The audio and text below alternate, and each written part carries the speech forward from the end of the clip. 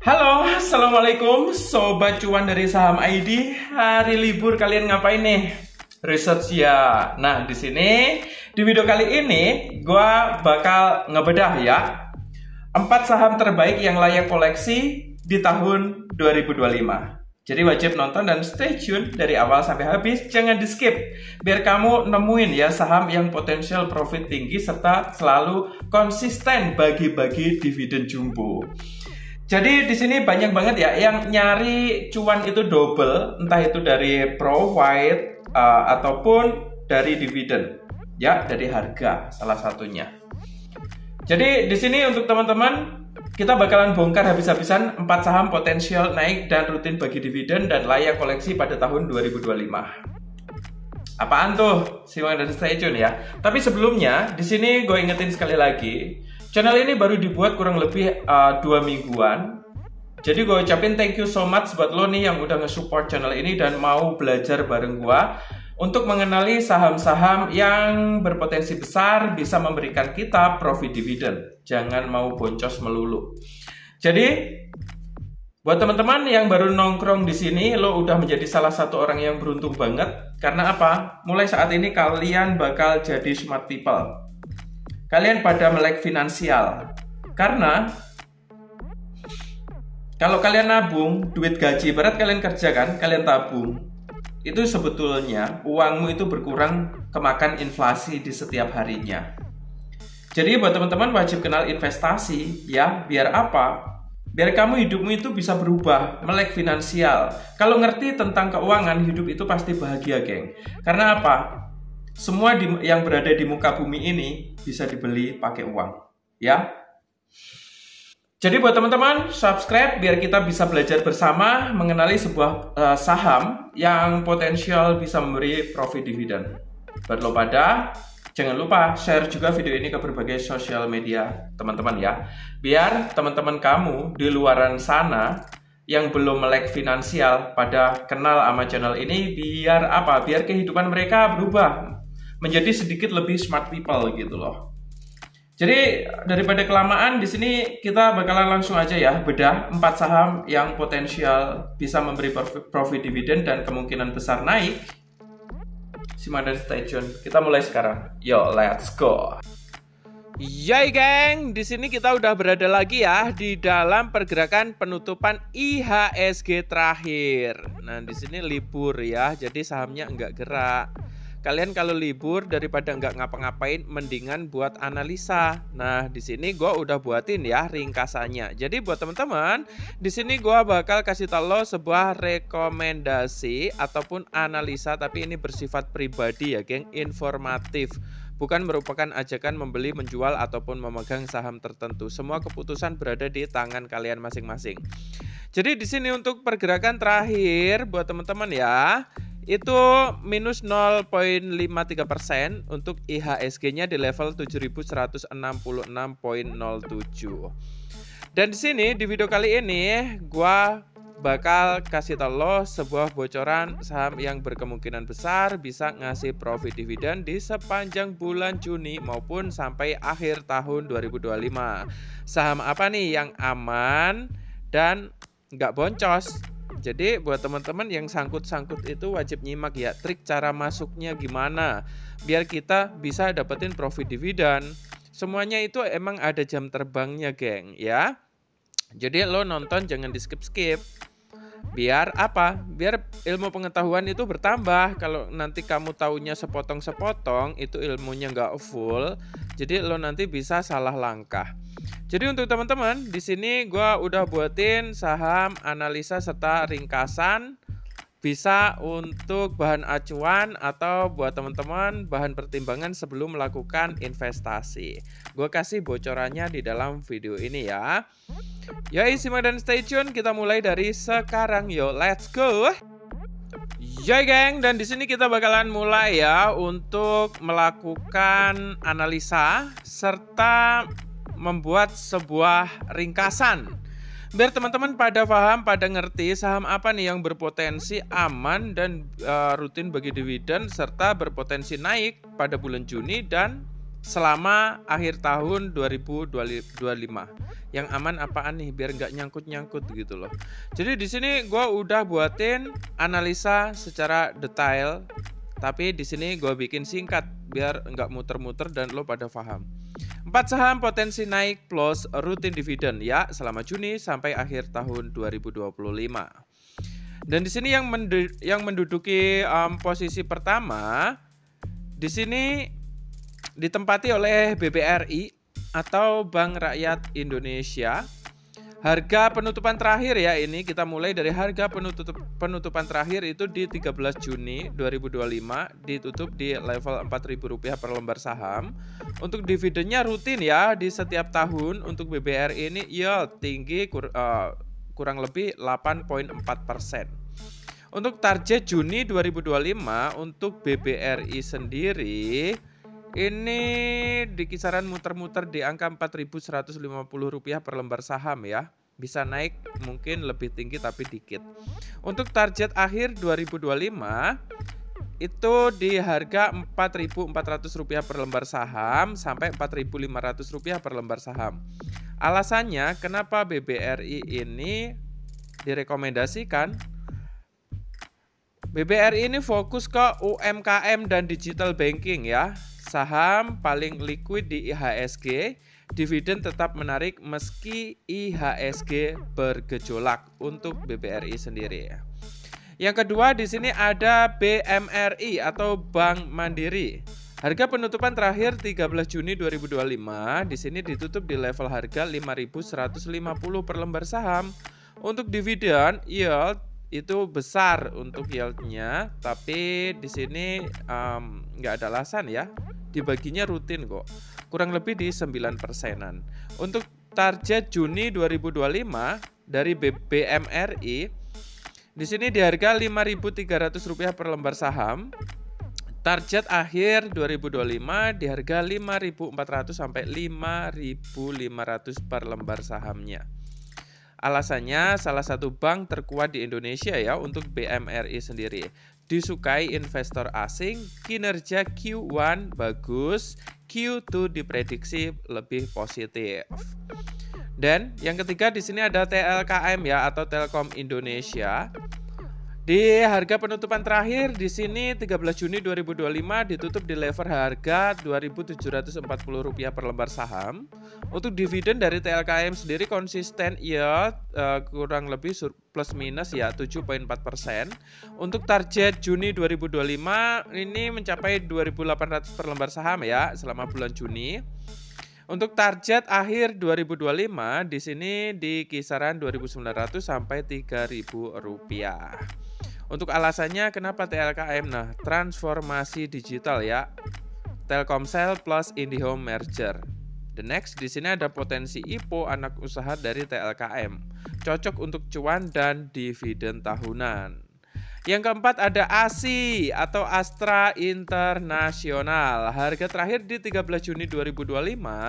Di sini di harga Rp4.570 per lembar saham. Untuk dividen konsisten yield kurang lebih plus minus ya 5%-an. Target Juni 2025 mencapai 4.700-an. Target akhir 2025 mencapai 5.000 sampai 5.200 per lembar sahamnya. Untuk alasannya kenapa ASI? Nih, diversifikasi bisnisnya kuat di bidang otomotif, alat berat dan keuangan. Untuk valuasi masih murah ya, undervalue, aman buat ditahan jangka panjang untuk ASI sendiri. Ya geng, di sini gua udah gua udah buatin tabel ringkasan lengkap ya, biar lo lebih paham dan nggak bingung. Dari saham BBRI, BMRI, TLKM dan ASI. Untuk harga per 13 Juni 2025, BBRI ditutup di level harga Rp4.000 per lembar saham ya. Untuk dividen yield plus minus 8,4%. Untuk target Juni 2025 di level Rp4.150 per lembar saham. Untuk BMRI sendiri di sini penutupan terakhir sebelum libur nih di harga Rp5.150 per lembar saham. Untuk dividen yield kurang lebih plus minus 9%. Untuk target Juni 2025 di harga 5.300-an. Untuk TLKM sendiri di sini harga terakhir yaitu Rp2.740 per lembar saham. Untuk dividen yield di sini plus minus 7,4%. Untuk target Juni Rp2.800 per lembar saham. Untuk ASI ya, ini ASI di harga terakhir Rp4.570 per lembar saham. Plus minus dividen yield itu 5%. Untuk target Juni di harga Rp4.700 per lembar saham. Tapi sekali lagi gue ingetin, ini hanya asumsi, prediksi, dan analisa singkat yang gue bikin berdasarkan 100 analis profesional. Ini menurut pendapat analis 100 analis profesional rekan-rekan gue ya, untuk menjadi bahan acuan dan bahan pertimbangan teman-teman sebelum mengambil keputusan. Tapi semua keputusan tetap berada di tangan kalian masing-masing nih, geng. Yo, dan di sini apakah bisa turun nih saham-saham di atas tersebut ya? Gue jelasin singkat ya. Saham-saham seperti BBRI, BMRI, TLKM, dan ASI memang termasuk saham blue chip dan defensif, tapi tetap tidak kebal nih terhadap penurunan harga. Nih gue udah buatin juga ringkasannya ya, geng ya. Yang pertama ada BBRI. Potensi turun itu jika kualitas kredit atau NPL memburuk dan sektor UMKM-nya memburuk. Untuk kinerja laba meleset dan ekspektasi. Untuk IHSG-nya koreksi atau ada capital outflow dari investor asing. Kemungkinan penurunan moderat ya untuk BBRI ini. Untuk titik aman biasanya rebound lagi. Jika turun ke bawah 3.800 dia bakal mengalami rebound. Mungkin di 3.800 kalau lo nemu harga segini, ini mungkin saat yang tepat buat masuk ya, geng. Tapi entah kapan. Yo, dan di sini untuk BMRI potensi turun itu jika ada apa BMRI? Nah, salah satunya ada tekanan makroekonomi ya, seperti resesi, inflasi tinggi. Untuk kinerja anak usaha tidak tumbuh sesuai target, ini potensi penurunan BMRI bisa terjadi.